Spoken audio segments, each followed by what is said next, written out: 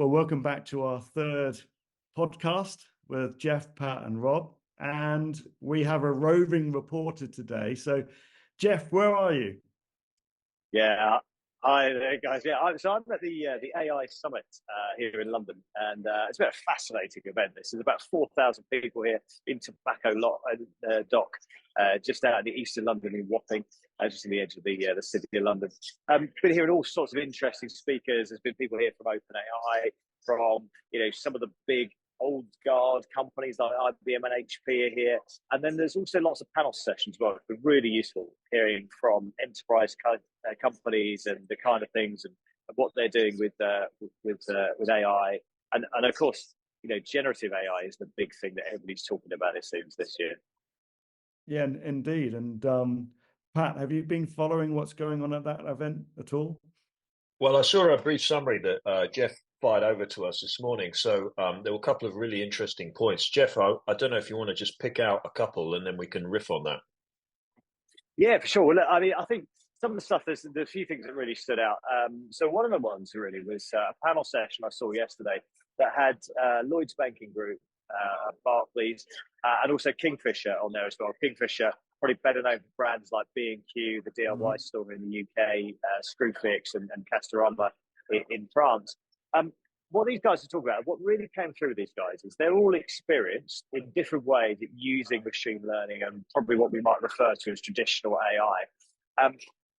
What these guys have found and what really came across from them is the way that because they know how to use machine learning, data and analytics, they've really just expanded all of their governance frameworks and all their infrastructure, all the knowledge that they've built up of how to do good data and analytics projects. And then they've applied that to GenAI as well. And that seems to really sort of kick-started them and got them moving along a lot faster. Lloyds Banking Group talked about a concept they have called the control tower. And what they've started off doing was a slightly different approach with a bottom-up approach where they allowed teams around the organization just to play around with and just start to try out GenAI. They said, we got some good traction, they were saying, but what that just really did was created quite a lot of POCs, proofs of concept, didn't really get any kind of production systems. So they then switched that round to their control tower approach, which is what they use for more traditional AI projects and data and analytics, where it is more controlled. So someone has to define a use case, bring the use case into the team, review it, and get it all approved.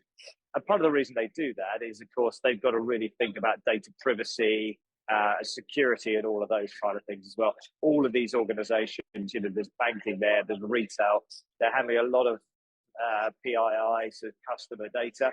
So they need to make sure they've got all that good governance around it. From what Lloyds Banking Group were talking about, when they adopted that control tower approach, then they could really drive the projects through and started getting somewhere with it. So I thought that really stood out as a really interesting point. There was those companies who've got already know how to do this, and for them, GenAI is a sort of bolt on into their existing framework. So my experience years ago working with Kingfisher and then, with companies like Lloyds Banking Group, they're both really metric-driven businesses. So did they give an idea of what the business outcome has been, or what the return on investment has been for them? Yeah, interesting question, Rob. So the Kingfisher guys, they've done a virtual customer agent in Castorama in France. So this is it's like a chatbot experience where you can come in and ask questions, or customers can come in and ask questions about, how do I go and put some shelves up? How do I do this DIY job and that sort of stuff? And they had some really, really good engagement, really good feedback from customers. So what are these specific metrics? It was more sort of just the general feel and feedback that they've had.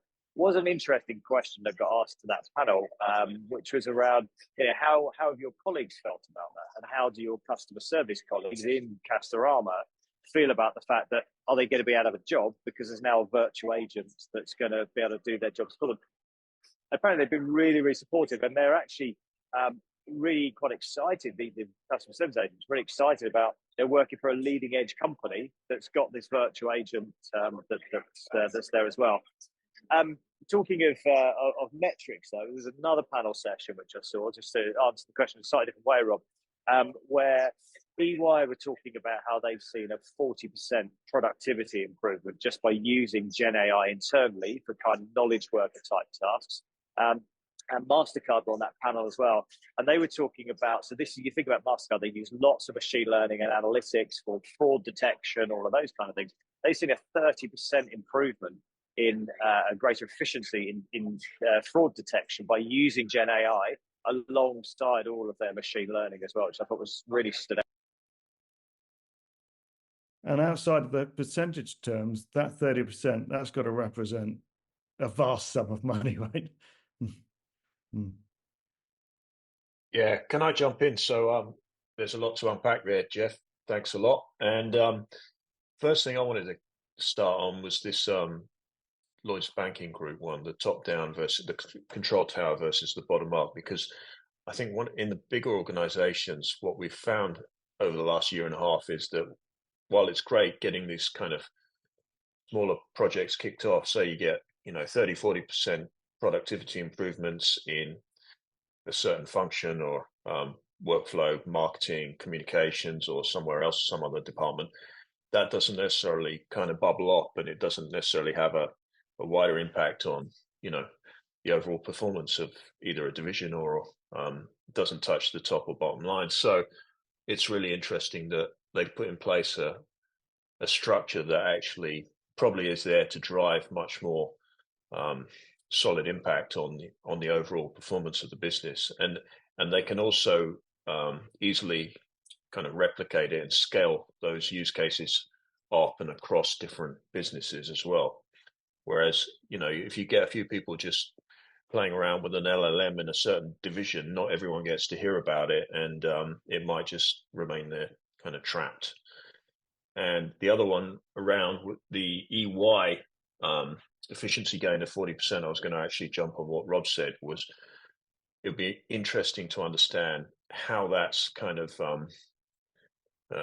turning into kind of performance improvements overall for the organization, and how does that affect capacity planning and budgets and headcount, and do they maybe take those performance improvements or new capacity released, and do they then start investing that in other parts of the business, or do they release staff in the organization, or what kind of behaviors is that driving the top level management, for example? I guess those are yet to come out. They're interesting questions. Yeah, I mean, it didn't come out in that panel session, but I think there's other stats you've seen which have been published where the consulting firms have talked about that performance improvement. There was that study, wasn't there, where they showed that top performers only get a very small incremental gain by using a large language model alongside it in their daily work. But the sort of the average, above average performers, they get that order of magnitude leap up in terms of their capability. But it's a really good point you made there, Pat. What do you do with this, right? So you can see that, and you're a CFO, Chief Transformation Officer, CEO, and you're looking at your organization and saying, okay, so this might make us, let's use that number, my staff 40% more efficient. And you go, great, I definitely want to get on that. We'll do that, and we'll get some gains. What are we next going to do with this? And we talked about this last week, didn't we? The devil makes work for idle thumbs. I think they're going to get caught up just on other like admin type tasks and that kind of stuff. So I think it's a really key point there, isn't it? And this is, one of your sort of specialists in Pat, isn't it? Is around saying, okay, how can we change the OD? How do we redeploy people? Where should we redeploy them within the organization? Could we now launch new services that we've been planning to do for ages, but not had the. So old dogs, new tricks, control tower, that's a new one for me today. Thank you, guys. I'll have to look that up more. But is this related also to how, if there's an initiative coming through and it gets approved, how does it then scale? Because someone like EY, for example, they employ thousands of accountants and auditors and consultants. How does that scale and go through the organization? Did anything come around that? No, it didn't really go into any detail about it. It was just a number that kind of got talked about in there. It was one of frustrating thing sometimes when you're at conferences and panel sessions. You hear something up, I'd love to be one-on-one with that person and dig into exactly what it was behind them. I mean, coming back to the control tower piece that Lloyd's we're talking about, I think what they've got there is a really good governance process, and it does multiple things. It's really looking at, have we got clear business objectives as to why we're launching this initiative? If we're going to go and spend money on it, what's the outcome that we're looking for? But also looking at things like data governance in there as well. And so what data we're using, what's the purpose we're using it for. So making sure you cover all of those things off. And I think this feeds really well. And I suspect this is why those organizations are doing well with using GenAI, because they already understand what responsible AI means. So you've already got a framework there. And you can already very quickly assess what are the potential harms of what we're going to do. You've got a framework you can measure against, which makes it a lot easier than completely starting from scratch on there. So that was really, really interesting. Some of the other stuff that kind of stood out, Reuters are doing some amazing stuff. They did a really detailed description of what they're doing there in the newsroom. So Reuters supply, one of their core business areas is supplying data feeds and news feeds to other news organizations. The ones that we tend to get our news from, a lot of their information will have come from Reuters as a trusted source. And typically the way they deliver, or the way they deliver that today, is they've got journalists who sit there. They'll see stuff coming through like press releases. They'll see stuff coming down wires and overseas news agencies. And then a Reuters journalist will take that information, fact check it, make sure it's all correct, and then write it up into short articles, which they then publish out to their clients. What they've started doing there, I mean, you can already, as I've said that, probably just thought, well, that's a good use case for an LLM. And that's what they've been doing. So they've actually been trialing that. They've got some really, really good results with it. It was just getting exciting. Yeah. Houston, we have a problem. Hey, while we're waiting for Geoff to come back online, Pat, what about your own news? What have you spotted in the news the last few days? Well, actually, I wanted to expand on what Geoff was just talking about around a lot of these media deals that OpenAI are doing with the media companies, and I'm kind of interested to see where it's going, because and we've seen it with the FT and various other organizations as well. So it's going to be interesting to see whether that's an offensive kind of deal, or it's a defensive deal to protect their existing kind of business. And one of the things I think Geoff said last week also was that we're never quite sure what the scope is going to be of OpenAI's next release.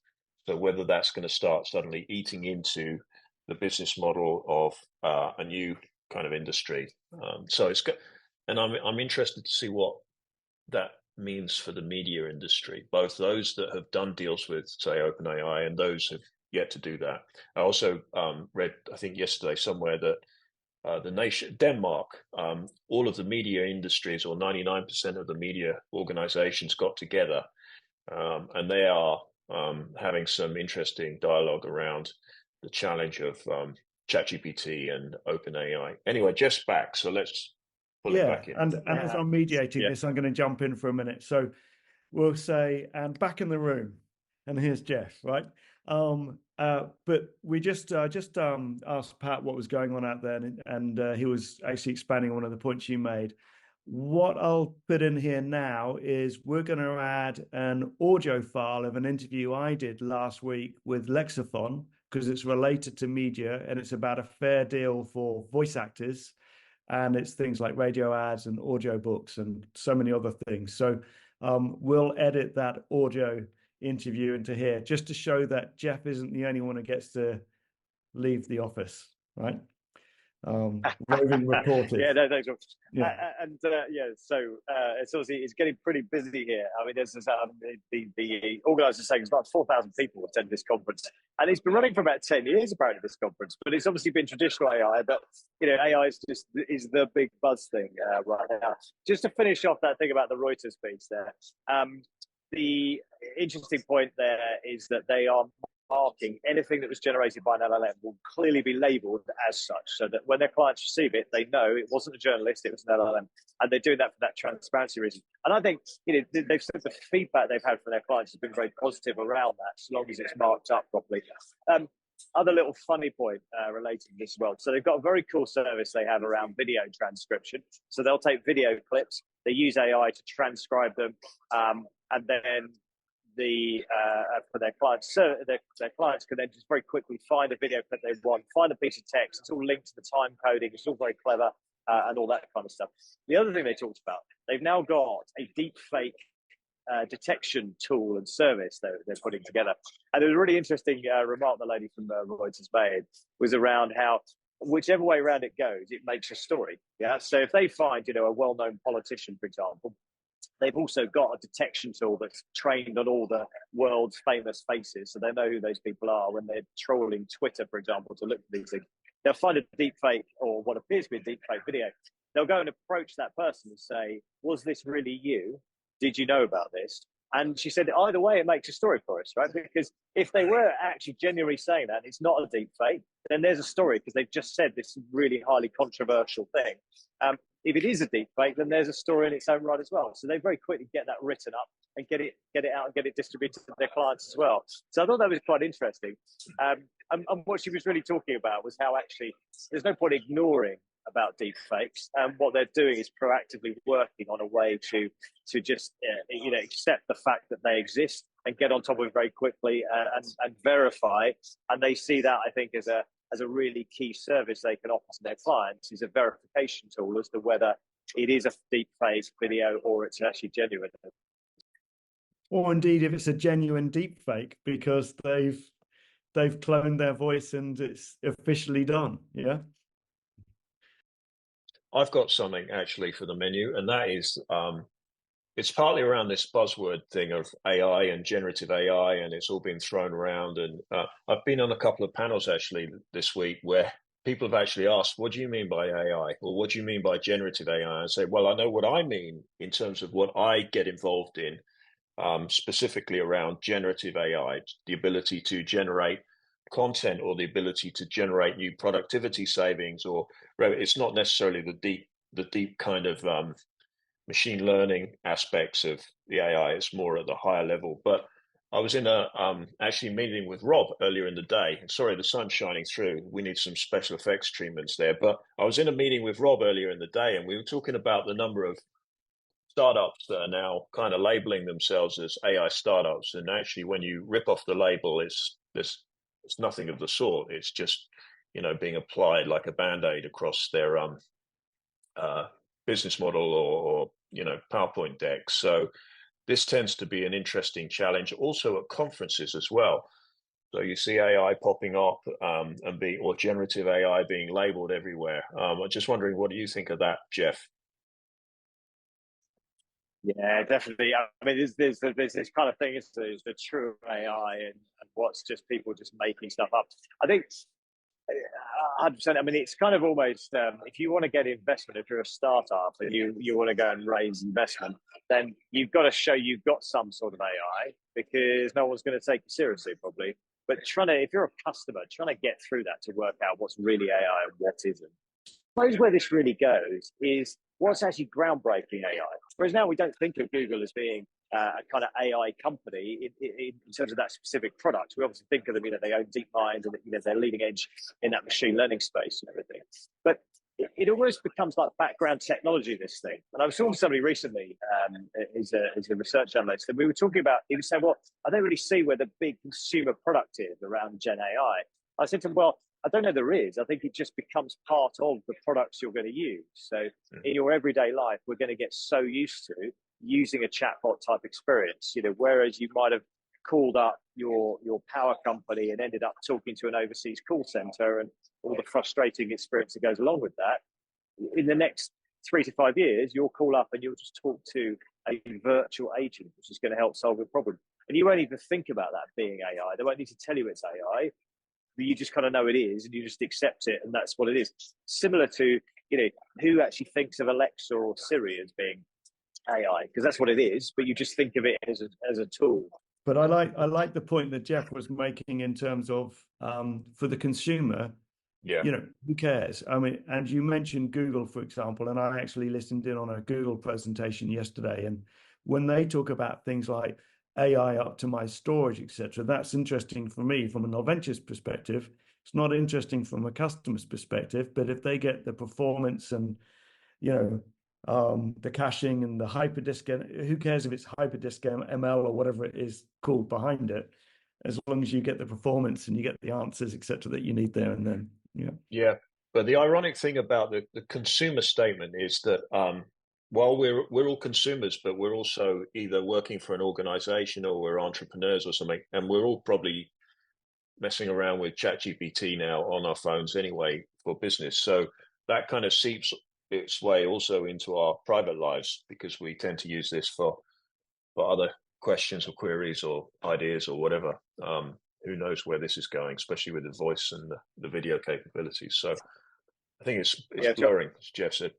I want to respond to one thing, Pat, you were saying about our conversation earlier today as well. Whilst for the consumers, as Geoff was saying, it doesn't really, you don't need to know the technology behind it. You get the user experience as such. But for those CEOs and founders of the startups, I was also at an event earlier in the week where they were asked by investors, and I was sitting on an investor panel, about when you mentioned AI, what did you mean? What's your LLM? Where did you get it from? Did you build it yourself? Those founders didn't know, and they lost a lot of credibility at that point. And I suspect if their CTO or someone else there, they would be really kind of annoyed and upset about that. So those people do need to know what the AI is behind their startup, because if not, it's more damaging than not having that buzzword bingo in there. The problem with LLMs is they are trained on a restricted set of data, right? So they've only got all of the public data from around the world has gone into the LLMs, and that's what they can tell you about.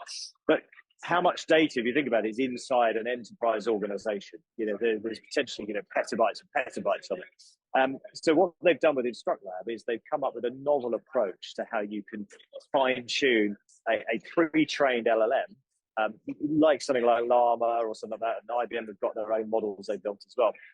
So that's pre-trained already. So it is very general, and then you can fine-tune it for something on a specific task.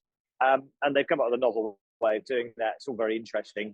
And what they were talking about was saying, take your corporate knowledge that you've got and fine-tune the LLM on that corporate knowledge, and then suddenly you can access that. And you think about how much information is inside a large company, things that people have probably forgotten about, but now you can start to unlock all of that information. One of the examples they gave was what they'd done was they'd taken the COBOL manuals from an IBM Z series mainframe, and they'd fine-tuned this LLM on COBOL, and within about a week, it was writing really good quality COBOL code. And if you think about that kind of use case, there's old things inside organizations that people have long since forgotten about. But, an essential part, I think it'd probably scare most people if they realize how much of the global payments system is still reliant upon IBM mainframes and things. But by taking that novel approach to it, they've managed to come up with a way, because nobody wants to learn how to program COBOL these days. So why not get a large language model to do it? Well, I know COBOL back in the 80s on a deck. Oh, no, was it a deck? I can't remember. I think we've got some interesting stuff from Geoff. You've put some stuff in there. I'll get you this text file from Radar, and then I think this will do for this week. I think that's good. Why don't you just do a summary and say, thanks very much. This is a short one because we got Geoff on the line and da-da-da. Yeah. What was the name of the event again, Geoff? Sorry. AI Summit London. Yeah. Well, we had fun listening to Geoff from the AI Summit in London, or AI Summit London, which I think is part of London Tech Week. Wish I could be over there. I could do with a nice British pint, but here we are stuck in Finland. And Pat has shown today we do have the sun shining from time to time. Great insights, Geoff. Thanks very much for that. And Pat and I look forward to catching up with you again next time. Cheers, guys. And remember, good stuff. This is a podcast for the business leaders looking how to embrace Gen AI. Thank you.